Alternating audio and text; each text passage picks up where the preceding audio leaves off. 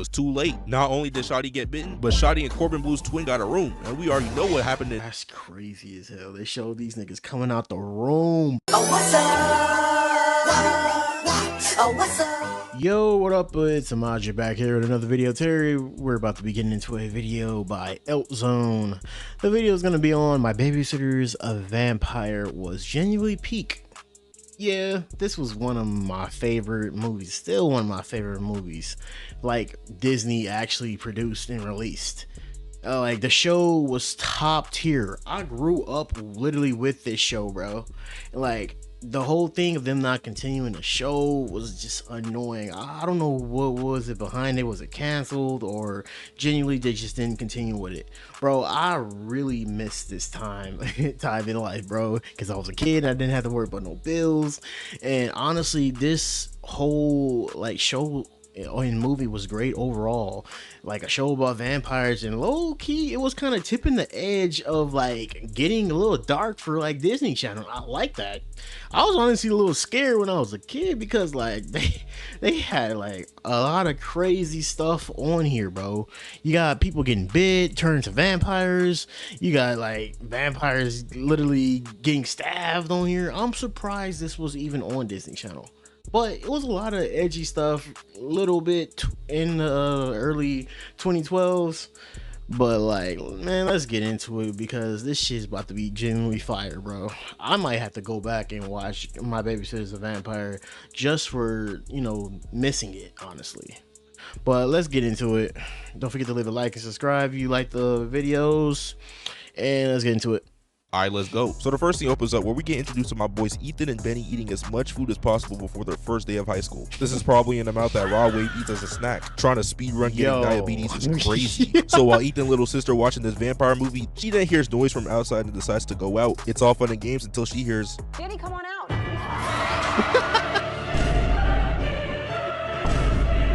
So this dweeb playing hockey in their driveway and the sister like, "I'ma tell my brother on you."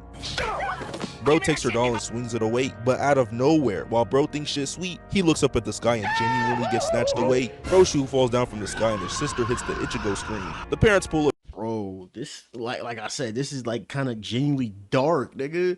Like, a whole kid literally just got swooped up by a vampire, bro. I don't even know if he actually became a vampire, and that's scary. That's scary. I don't even know if this kid actually became a vampire because I never saw him through the whole movie again. Besides them putting up a poster that he's missing. Oh, damn, this shit was dark. Just in time, and yup, Ethan is cooked. So we head to the next day where it's Ethan and Benny's first day of high school. While the principal putting up missing poster signs of the kid who got snatched like a chain, we see these weird ass teens trying to look all cool and shit. One of them holds the principal's coffee cup and drinks it. Weird, buddy. You're weird. Fast forward to the cafeteria where they're getting lunch. This dude Ethan bumps into some fine shit and pours the food all over her shirt, and she calls that nigga a dork. I'm crying. First day. Bro, man, she was the most hottest girl ever. Man, I was a kid. I was 12, man. But like, any girl with like a pretty face and like that was a star on here, bro. Oh my god, I had a crush on them, bro. But like, Sarah was different, bro. She still fine shit to this day, honestly. If you see her like right now, she is fine as hell, bro. Like, man, like they picked her as like the right girl too. High school, this dude Ethan already scaring the hoes. Not gonna lie, if the whole cafeteria saw me getting called dork by some fine shit, bro, you will not see me at that same school again. That same girl who got food on her shirt, her name is Sarah. And Sarah, my little fine shit, you know what I'm saying? My little cake. But we must stay focused, brothers. We must stay focused. Her friend Erica has tickets to this bootleg ass Twilight movie called Dusk 3 Unbitten. I forgot this was an era where Twilight was the biggest thing at the time. I haven't watched it in years, but if y'all want me to cover it, let me know. So Ethan tells Benny that some girl named Erica is babysitting at his place tonight. And Benny comes to the realization that the girl across from them might be the babysitter for tonight. So guess what this dude Benny does? He walks towards them to confirm. And my partner over there want to know if y'all trying to run a two-man with us. He right there, but he a little shy, you know what I'm saying? Corny, lame. So yeah, that girl right there is their babysitter for tonight. So school's over and they see that little fine shit. Damn, that's kind of fucking, that's kind of fucked up. This nigga go over there and literally ask if you're babysitting for, cause bro, obviously I know what he asked, but he just kind of played it up for the video. This nigga asked, "Are you babysitting for his family tonight, bro?"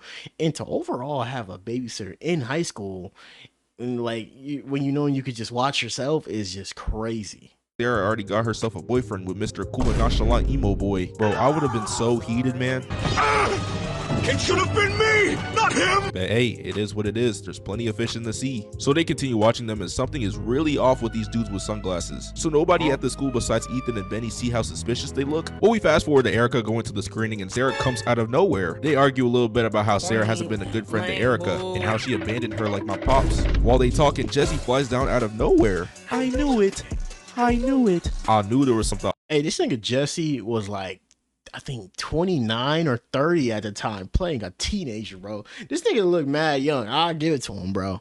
Because a lot of these shows nowadays is like 30-year-olds playing like 17 to 18-year-olds, bro. And it's so believable sometimes.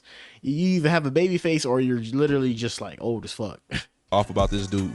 The rest of his partners also show up, and wait a minute, I know that ain't who I think it is. This dude out here looking like Chad from High School Musical and Izzy from Jump In. Yo, I'm sorry I keep pausing, but like I low-key thought this, but because like, you know, watching like High School Musical when you grew up and when you were like 8, and especially like watching Jump In, the classic ass fucking show. I mean the movie. But I was like, this thing look like the spitting image of Corbin Blue.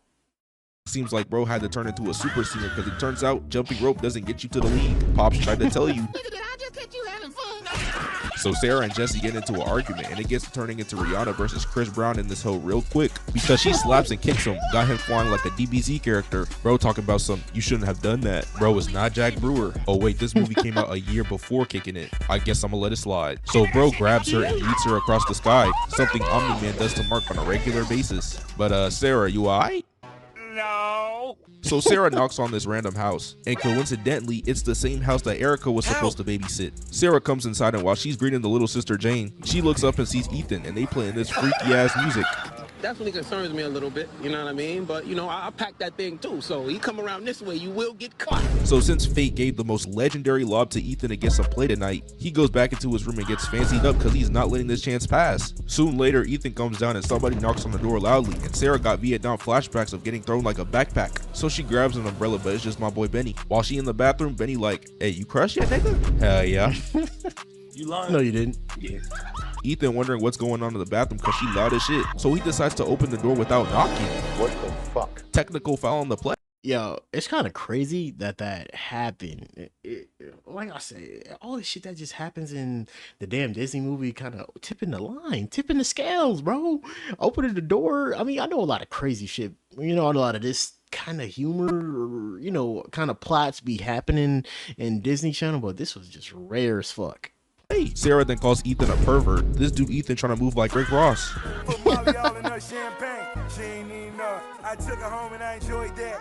She ain't even know it. But Ethan not trying to hear all that because he sees that shoddy reflection is tweaking. Ethan tells Benny about it, and when he grabs something from Sarah, he starts seeing visions like he's raving about a cemetery. So Sarah dips out of nowhere even though she's supposed to be babysitting. But let's be real, I don't think she cares. So Ethan tells his grandma that he'll be right back. Wait a minute, if the grandma was here the whole time, why do they need a babysitter?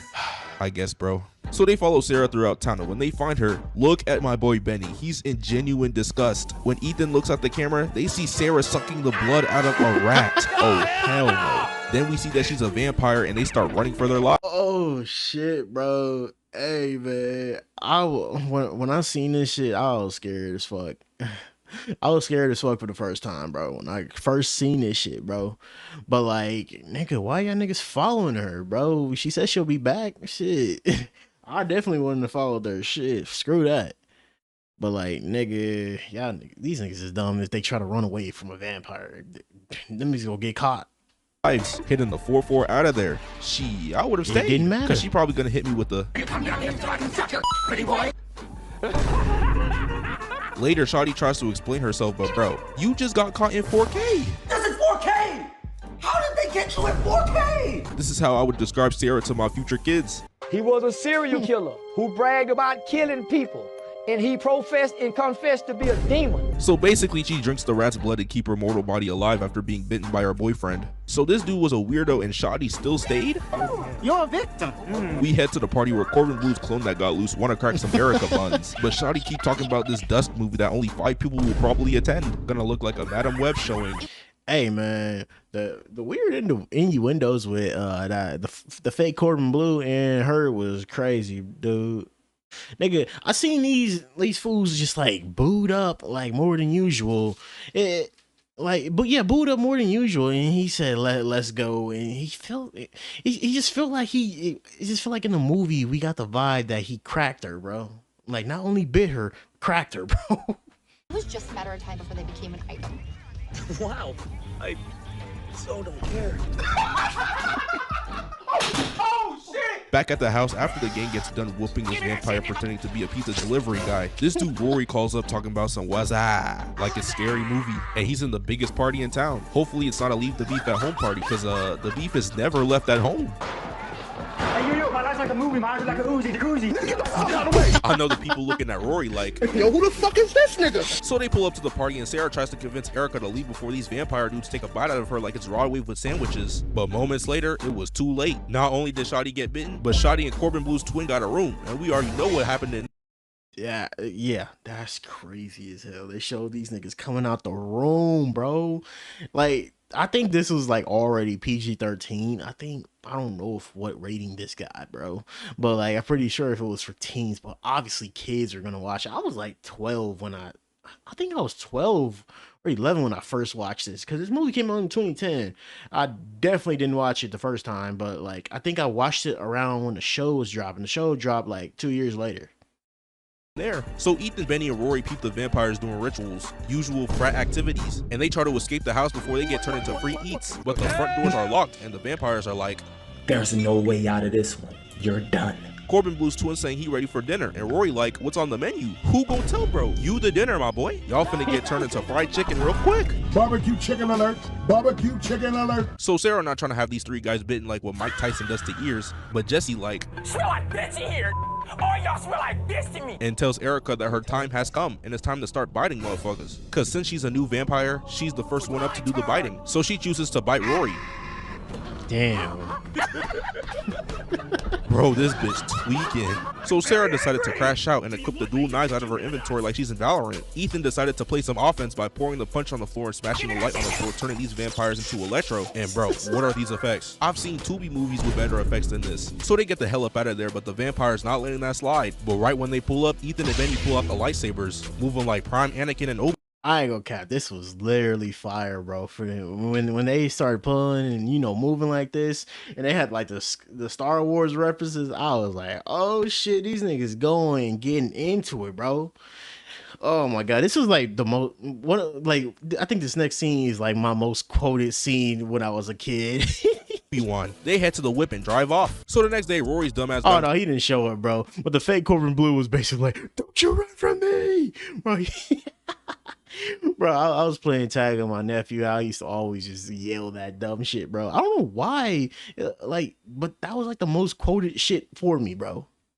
Turned into a full-on vampire and tells the guys that he's going to the church's graveyard to fulfill a prophecy with the rest of the vampires. Hold up, wait a minute. Something not right. So Ethan and Benny head to the church and meet up with Sarah to scout what they're up to. So Ethan gets a vision again that the vampires are trying to get the nest of souls to fulfill the prophecy. But Benny has the worst stealth IQ because they get alerted. So they gotta dip and re-strategize how they're gonna defeat the vampires. So we head to the crib and Sarah comes to Ethan's house to hand him a book. And Ma Dukes knew what type of timing they were on and gives Ethan the full-on ISO. W moms.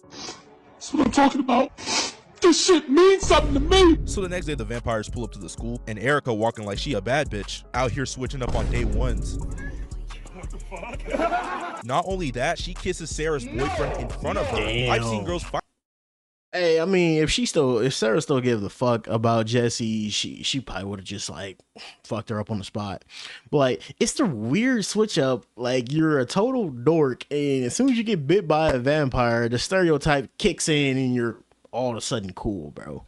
Like Sarah kind of like, I'm not Sarah, but Erica just kind of like went from that girl to the it girl, bro.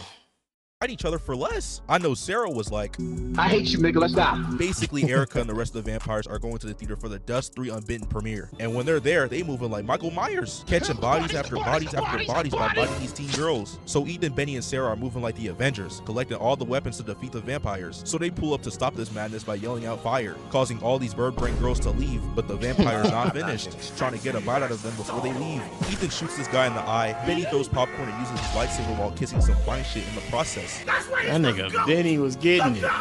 Sarah trying to talk with Erica, talking about some, stop, this isn't you, remember who you are. I mean, I give a fuck, nigga. She then tries to put Sarah on the ground, but Sarah gets back up and pins her down. She then tag teams Corbin Blue's clone to come do her light work. Stop the cap. Stop the cap right now. Stop the cap. But Ethan comes just in time and he thinks of a genius idea by throwing the lighter up top, which turns on the sprinklers, causing all these vampires to turn into smithereens.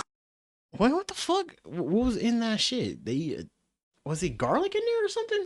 I never got that. I low key never really got that. But yeah, Corbin Blue died in this movie and he never was seen in the show.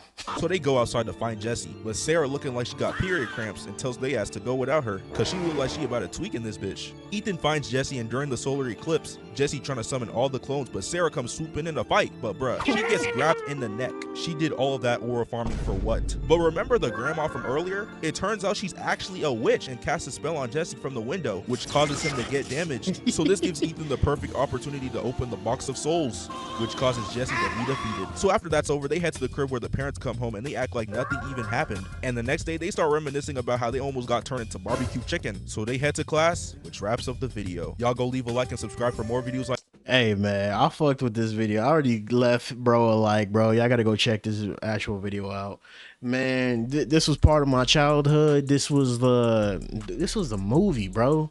Like, it really kind of tipped the line, and I really like that. You know, I feel like most Disney Channel movies were really corny, and well, there were some cult classics in there, but most Disney Channel movies stick to the formula. Like, this was really different, and you know, creepy stuff kind of leaves a little bit of a, you know, little bit of an impression on like people, bro. Like, this one left a really big impression on me. I really loved the show too, bro. And I think them canceling that was really, like, it really sucked. I don't think they need to revamp or try to relive the past, because it's already over. I really hate when they do that with Disney Channel shows and shows in general, trying to reboot it and it just falls flat into some ass, bro. But like, keep this a cult classic and keep this memories, like, because that's all we got at the end of the day is memory. This also had like a banger ass theme song. She's the girl next door, bro. Nigga, I was on my little like kind of singing shit every time this came on, bro. I loved it, bro. Let me know what you guys think about like My Babysitter's a Vampire, or tell me your favorite Disney Channel movie below, bro, because I grew up on that shit. But go check the original video out and leave a like and subscribe. Don't forget to oh shit, don't forget to subscribe, because I'm almost at 750. He was the best guy around. What about the people he murdered? What murder?